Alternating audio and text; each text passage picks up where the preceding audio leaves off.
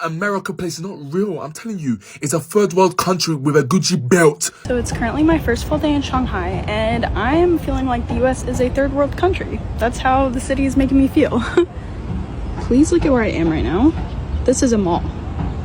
That is a mall.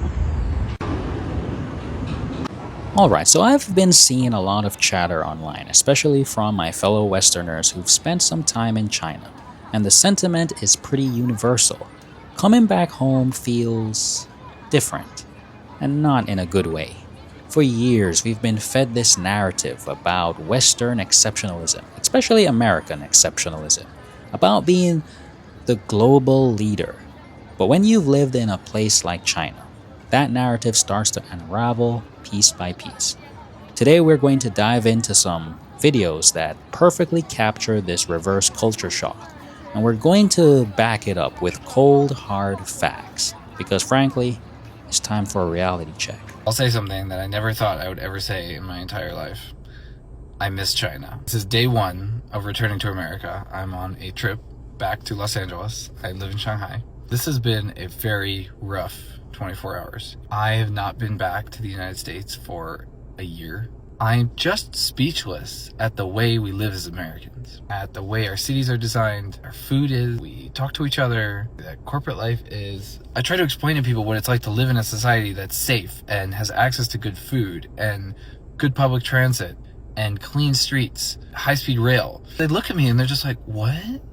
There's no ability to conceive what it's actually like in a more developed society. Drive around Los Angeles and you see homeless people, you see graffiti everywhere, garbage all over the streets. I paid $42 for a coffee and a poke bowl yesterday. Can't believe that we live like this. We think that it's acceptable have our fellow citizens sleeping on the street, garbage everywhere, all be in our individual cars, going to our job and then drive our car back to our home and then sit in our home and ignore each other. Like, this entire society is just engineered for corporate profit. From a non-capitalistic place to the most capitalistic place. And the quality of everything, of life, and what that does to us and the way we treat each other is just mind-blowing. We have so much more money than the rest of the world. There is no excuse that we do not have the best of everything. Compared to China, we got very little.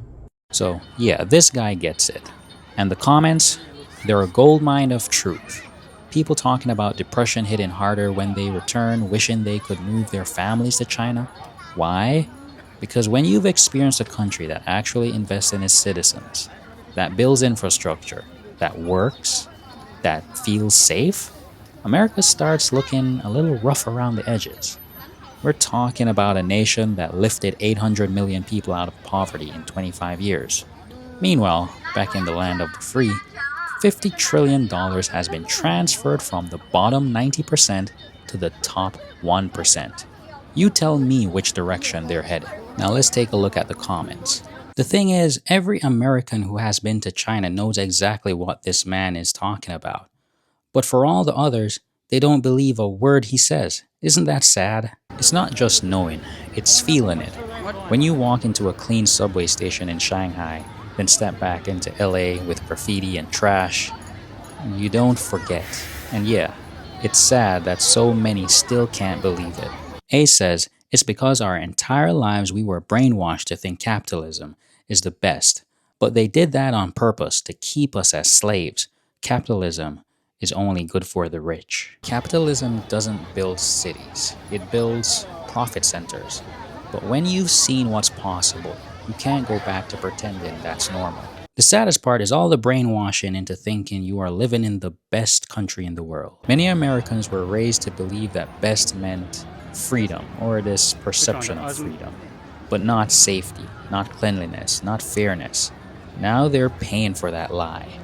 With their health, their time, and their streets. The system was built to keep them blind. Let's be honest, America is looking more and more like a third world country. Take a look at some of these photos of the New York City subways. They look nothing like a first world country. Now compare these photos to photos of subways in other major cities in the world. Dubai, Stockholm, Singapore, Tokyo, Warsaw, or even Moscow. Or China. It's called investing in your public infrastructure, son. Now, America is richer than all of these countries, so it's not a wealth problem. It's a people problem. Bruh. No, it's quite literally a wealth problem. It's a matter of where that wealth is going. New York City is home to some of the richest people in the world. You're surrounded by wealth. Giant skyscrapers, ludicrously wealthy Wall Street investors. That is where the wealth of our country is being funneled. But under our unregulated capitalist system, everywhere that wealth accumulates, poverty accumulates as well. And we don't invest anything in taking care of our public infrastructure or taking care of our people, so you end up with things like a lot of homeless people in the subway, despite the fact that we're the richest country in the world. We don't use our country's wealth to take care of our people. It's a wealth problem, not a people problem. You're not got a problem with people like you saying that it's a problem with the people. People of the world unite. I mean, just look at that. Modern, innovative. A testament to what happens when you actually build for the future. And the comments here are brutal but honest. The sentiment is the US needs to catch up ASAP. Nothing debunks American superiority quicker than tons of international travel. And they're not wrong. Many Western countries are still debating universal healthcare while China builds high-speed rail networks that span over 40,000 kilometers. That's 2/3 of the world's total high-speed rail. What does America have? Amtrak delays and crumbling bridges? Ah, the New York subway. A classic. Or should I say, a relic. This clip perfectly illustrates the third world country vibe so many expats feel.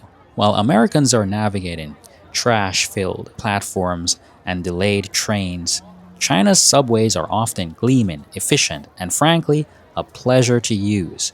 And it's not just New York. Public transportation across China is light years ahead. America's system is one that prioritizes profit over public good. When the top 1% holds more wealth than the bottom 50%, this is what you get. Just for Fun says, they don't want to show China because of USA propaganda. China City is 10x better than the USA. When you're on the ground, seeing the reality, the propaganda starts to look pretty flimsy. Facts are stubborn things, and China's facts are built on concrete and high-speed rail. That's what happens when the top 1% has more wealth than the 50% of the population. Wealth inequality. It's a global issue, but the contrast in how it impacts infrastructure and public services is stark. China's focus on collective progress versus the West's individualistic accumulation of wealth. Hey, look, I'm gonna tell y'all how I really feel about America after living in China for 2 years straight. So I came back to America a couple months ago, and I touched down in LA. So I touched down in LA. I'm kind of hungry, but I get off the plane. I'm like, damn. I'm just like, damn. So I'm walking around the airport. Bro, I'm hungry a little bit. I ain't eat on the plane for real. So I go look at some bagels and stuff. Line long, people ghetto screaming. I'm like, never mind, I'm good. So I go to get something to drink. Aquafina, $6. I'm like, damn. So boom, I grabbed a little water, small bottle, sip, take a couple sips. I had to baggage claim. Now I gotta wait for like 45 minutes for one bag. Everybody got an attitude. The workers like, wait a minute. I'm asking bruh, like, when the bag's gonna drop? He like, wait a second. I'm like, bro, I'm just asking you a question. Like, he said, don't worry, boss man, I got you. Because you know, when somebody pick you up, you gotta keep going around in circles until you ready. So my ride, like, where you at? They can't stay in the same spot. So everybody mad. I'm waiting for my bag. The baggage claim people, they mad. People from the flight waiting for their bag. Everybody mad. So I get off the plane and it's too much toxic energy in the air. This one hits home for anyone who's experienced the reverse culture shock. The feeling of returning to an older, more agitated, less efficient society. Airports that look like they're from the 70s, highways that haven't been updated since the 60s, and a general sense of collective anger. I've heard it. I've felt it. China, on the other hand, feels more cheerful, more advanced. It's not just about infrastructure, it's about the societal mood. When a country invests in its people, when things work, when there's a sense of progress, It changes the entire atmosphere. Alright, and here's another comment. I live and worked in Shenzhen, China for 18 months, and when I returned to Toronto, Canada, I too looked around and went into an actual depression for about 2 weeks thereafter. The airport looked like some relic from the 1970s in comparison. Everyone was in a real rush for no good reason that I could see. And then we headed out on the main highway, which was a bumper-to-bumper parking lot. That highway is pretty well the same highway that was built in the 1960s and 1970s, when the population of the city was less than half what it is today. Only at that point did I realize I had made a huge mistake coming back here. Now, this is real talk. It's not just about shiny new buildings, it's about the entire experience, the infrastructure, the efficiency, the feeling of progress. When you come from a place that's actively building for the future, returning to a place stuck in the past is a jarring reality check. And this next comment says, coming back, we realized America is actually the ghetto. It's not just a feeling, it's true. It's quite the visual contrast when you look at it. From public spaces to infrastructure, the difference is undeniable. It's like we're living in two different centuries. I think Chongqing might have built the world's largest railway station by total construction area. This station is so big and so ambitious to a point that we name it the Dong Station. It looks empty right now because I'm lucky enough to have an early access to see this beautiful station. Just look at this concourse. It's so big, I wouldn't be surprised if you could park a Star Destroyer here. But a fair warning, if you're the kind of person who's always late, you're gonna learn the hard way in this place. At 1.22 million square meters, Chongqing Dong might just be the biggest railway station on the planet. And in true Chongqing fashion, of course, this station is built vertically. If you're coming from the subway, you will have to ascend 3 layers just to reach the main hall. But don't worry, escalators and elevators are everywhere, so accessibility is covered. This place has 15 platforms and 28 tracks. And the exterior, it's inspired by the city flower of Chongqing, the camellia, with petals blooming into steel structures. At night, the whole building glows with changing colors. It's genuinely stunning. Everything here feels futuristic, epic, even luxurious. Except maybe for one thing, the rooftop. Let's just say, if Apple ever designed a sanitary pad, it would probably look like this. But hey, you can't normally see the roof from the ground level anyways, so maybe that's a genius design after all. And finally, Chongqing East Railway Station, potentially the world's largest. Just let that sink in. The comments say it all. America could never. China makes America look like a third world country. And you know what? They're right. While in America they're arguing about funding basic repairs, China is building mega projects that redefine what's possible. It's about vision, about ambition, about a willingness to invest in the future. If this were a competition, China wouldn't be just winning. They would be in a different league entirely. It's a stark reminder of where priorities lie. And it's why so many of us expats feel like we've stepped back in time whenever we come home. Now let's take a look at the comments. And this next comment reads, one of the many reasons Western government/media are always trying to demonize China. They're thriving, light years ahead of any Western country, and make them look pretty pathetic in comparison. China is incredible. It's almost like they don't want us to see how far behind we've fallen. The narrative control is real, but the reality on the ground in China speaks for itself. They're not just thriving, they're innovating at a pace we can barely comprehend. The UK would take billions and 5 decades to complete. That's just to get authorization to start building, then another 20 years to build stage 1. Exactly. While they're still debating permits for a single phase, China's already built a high-speed rail network that dwarfs the rest of the world. It's about political will and a focus on progress, not endless red tape. The Miriam Veronica says, the US is a third world country for real. We're just brainwashed to think it's great. Next comment says, the only thing the US got the world beat is, yeah.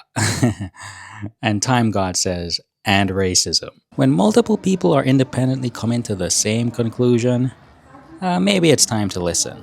They're observations backed by real-world indicators. So there you have it, clips backed by real-world observations and data. This should be a wake-up call. When you've seen what's possible, when you've experienced a society that's actively building for the future, it's hard to ignore the cracks in our own foundation? Are we going to keep clinging to outdated narratives, or are we going to demand better? Thanks for watching. If you enjoyed this video, don't forget to like, subscribe, and hit the bell so you never miss another upload. Want even more perks? Consider joining my membership for exclusive emotes, badges, and extra content. Your support means the world. I'll see you in the next one. Bye.